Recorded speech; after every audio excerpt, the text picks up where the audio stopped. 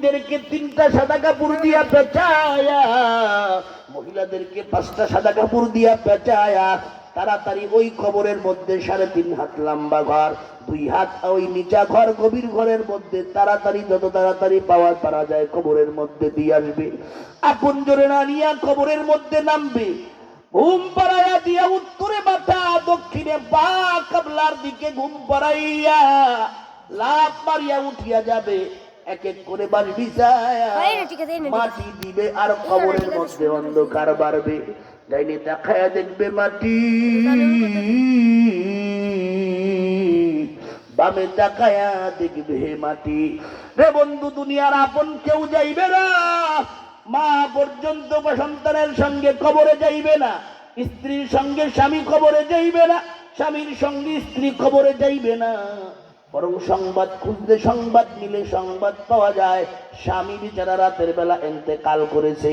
আপন জন লাশ দেখার জন্য যখন ঘরে গেল, স্ত্রী বলে, ভাই লাশটাকে ভিতর থেকে বাহিরে নাও। প্রশ্ন করা হলো, কেন নিব? কয়, কেমন যেন দেখলে বড় ভয় লাগে। একটু আগে জীবিত ছিল এত ভয় লাগে নাই, এখন মৃত্যুবরণ করার পরে কেমন যেন বড় ভয় লাগে। এই খাটের মধ্যে বেশি সময় লাশটা রাখিও না, তাহলে এই খাটের মধ্যে আমি ঘুমাইতে পারবো না। জোরে বলেন ঠিক কিনা? আবার আল্লাহ কয়, আয় নামাজে আয়। আমি আল্লাহর হুকুম, নামাজকে ভালো করে পড়ো। যদি ভালো করে পড়ো কবরের মধ্যে শান্তি পাইবা। কবরের মধ্যে নামাজিকে যখন ঘুম পড়ায় দিবে, ডান থেকে নামাজ বলবে। দোস্ত, তুমি টেনশন করিও না। তোমার সন্তান তোমার সঙ্গে নাই, তাতে কি আছে? তোমার ভাই তোমার সঙ্গে নাই, তাতে কি আছে? আমি নামাজ, ফজরের নামাজ যত্ন করে পড়লা, ইশারের নামাজ যত্ন করে পড়লা, আমি নামাজ তোমার পাশে আছি রে দোস্ত। লা তাখাফু ওয়া লা তাহজানু, তুমি টেনশন করিও না এবং চিন্তাও করিও না। তোমাকে যতক্ষণ না ওই জান্নাতের মধ্যে না ঢুকাইব, জান্নাতের মধ্যে তোমাকে যতক্ষণ পর্যন্ত না পৌঁছায়া দিব, আমি নামাজ তোমার সাথে সাথে আছি। চিল্লায়া কন্যা সুবহানাল্লাহ। দোস্তরে আমার, আল্লাহর রাসূলকে বলা হলো, পয়গম্বর বেনামাজিকে একেবারে হিসাব দেওয়ার আগ পর্যন্ত ময়দানে মাহশারে আল্লাহ পাক রব্বুল আলামিন হিসাবের ইজলাস গঠন করার আগ পর্যন্ত তাকে এমন শাস্তি দেওয়া হবে। ও বেনামাজি ভাই, এখনো সময় আছে, মাওলার কাছে তাওবা করে নামাজি ধরো। রাজি আছেন ইনশাআল্লাহ? আল্লাহর রাসূল বললেন, রে জিবরাইল, তাহলে বল ওই চুলার মধ্যে কাদেরকে পোড়ানো হয়? জিবরাইল আমিন বললেন, পয়গম্বর, ওই চুলার মধ্যে দুনিয়ার মধ্যে যে সমস্ত কমবক্ত নালায়েক যুবক যুবতী জেনা করত, জেনা করে বেড়াইছিল, সামান্য 2 মিনিটের মজার জন্য জেনা করত, আবার মাওলা আগুনের মধ্যে কিয়ামতের আগ পর্যন্ত, বিচারের আগ পর্যন্ত, জাহান্নামে ঢোকার আগ পর্যন্ত এমন শাস্তি দিতেই থাকবে। যে সমস্ত নরনারী দুনিয়ার মধ্যে জিনার মধ্যে লিপ্ত ছিল, রে যুবক ভাই, দুনিয়ার মধ্যে একটা কুকুর যদি আগুনে পুড়ে, একটা মানুষ না একটা মানুষ তাকে মহাব্বত করে আগুন নিবাইতে চেষ্টা করে, চেষ্টা করলে নিবানো যায়।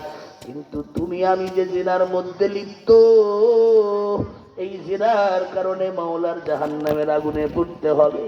দুনিয়ার কেউ দেখবেও না, নিবাইতে চাইবেও না, চাইলেও মাওলার আগুন কিন্তু নিবে না। আল্লাহ বলেন, আল্লাতী তাত্তালিউ আলাল আফিদা, দুনিয়ার আগুন হাতে লাগলে হাত পুড়ে, পায়ে লাগলে পাও পুড়ে। আল্লাহ বলেন, জাহান্নামের আগুন এত বড় ভয়াবহ, শরীরের লাগার সাথে সাথে কলিজা পর্যন্ত সাই সাই হয়ে যায় রে ভাই। কোরআন মিথ্যা না, হাদিসও মিথ্যা না, আল্লাহ মিথ্যা বলে নাই, রাসূলও মিথ্যা বলে নাই। এখনো ভিতরে ভিতরে ভয় ঢুকাও, জাহান্নামের গুনাহ থেকে আল্লাহর কাছে মাপ চাও।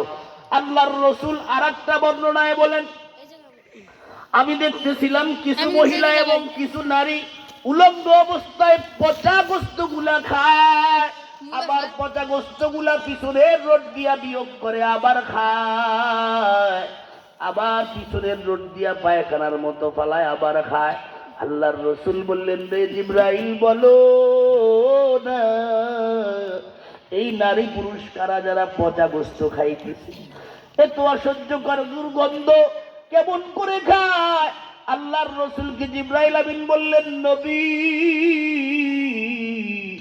এরা দুনিয়ার মধ্যে পরকীয়ায় লিপ্ত ছিল। ও দুনিয়ার দুস্থ, অনেক যুবক পরকীয়ায় লিপ্ত, অনেক মহিলাও পরকীয়ায় লিপ্ত। স্বামীর সম্পদ পরের পুরুষকে খাওয়াও, স্বামীর সম্পদ পরপুরুষের সঙ্গে ব্যবহার করো, যত মনে চায় কর, কর ও হারাম খোর কর, আমার মাওলা কিন্তু ছাড় দেবে না। চিল্লায় এখন ঠিক কিনা? অবন্ধু, দুনিয়ার মধ্যে হাজারো ফ্যামিলি ধ্বংস, এই পরকীয়ার কারণে হাজারো ফ্যামিলি ধ্বংস। সুখের সংসারের মধ্যে আগুন লাগায় দিছে, স্ত্রী অন্যের পুরুষের সঙ্গে পরকীয়া করিয়া নিজের স্বামীর হাজার হাজার লক্ষ লক্ষ টাকা পর্যন্ত ধ্বংস করে দিল, সোনার সংসার পর্যন্ত ধ্বংস করে দিল। বর্তমানে একটা ভাইরাল সংবাদ পাওয়া যায় যে এক মহিলা নিজের সন্তানকে, নিজের মা, ছেলে এবং মেয়েকে বিষ খাওয়াইয়া নিজেও বিষ খাওয়াইয়া মারছে। মূল কারণ হলো গিয়ে এই মহিলা পরকীয়া করিয়া সব ধ্বংস করছে। চিল্লা এখন ঠিক কিনা? সুখ দেওয়ার মালিক আল্লাহ, দুঃখ দেওয়ার মালিকও আল্লাহ। জোরে বলেন ঠিক কিনা? সুখ আল্লাহর কাছে চাও, দুঃখ থেকে আল্লাহর কাছে মাপ চাও। দুনিয়ার কোন কুলঙ্গার সুখও দিতে পারে না, শান্তিও দিতে পারে না, দুঃখও দিতে পারে না। চিল্লা এখন ঠিক কিনা? ও দোস্তরে আমার, আল্লাহর রসুল বলেন, রে জিবরাইল বল, ওই রক্তের নদীর মধ্যে ওই সমস্ত নারী পুরুষ কেন? জিবরাইল বলে, পয়গম্বর, ওই রক্ত নদীর মধ্যে যে সমস্ত নারী পুরুষদেরকে দেখলেন, এরা হলো দুনিয়ার মধ্যে সুদখোর, ঘুষখোর। ও সুদখোর, ঘুষখোর, খা খা, আমার মাওলার জাহান্নাম কিন্তু তোর জন্য হাওয়া রইছে।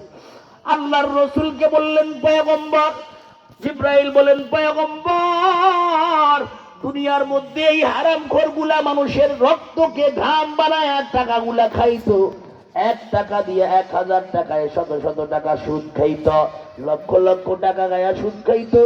ও হারামখোর, আমি একটু আপনাদের কাছে প্রশ্ন করব, দুনিয়ার মধ্যে যে সমস্ত সুদখোর, ঘুষখোররা আছে, এই হারামখোরের সন্তান গুলাও হয় হারামখোর। চিল্লা এখন ঠিক কিনা? বাবা হলো সুদখোর, মা সুদখোর, ঘুষখোর, এই সন্তানগুলা, তাদের সন্তানগুলা হলো গাঁজাখোর, ইয়াবাখোর, গাঁজাখোর। সুদখোরের ছেলে মেয়েরা ইফটিজিং করে, সুদখোরের মেয়েরা পরের ছেলের নিয়ে চম্পট মারে, সুদখোরের ছেলে মেয়েরা পরের বিবি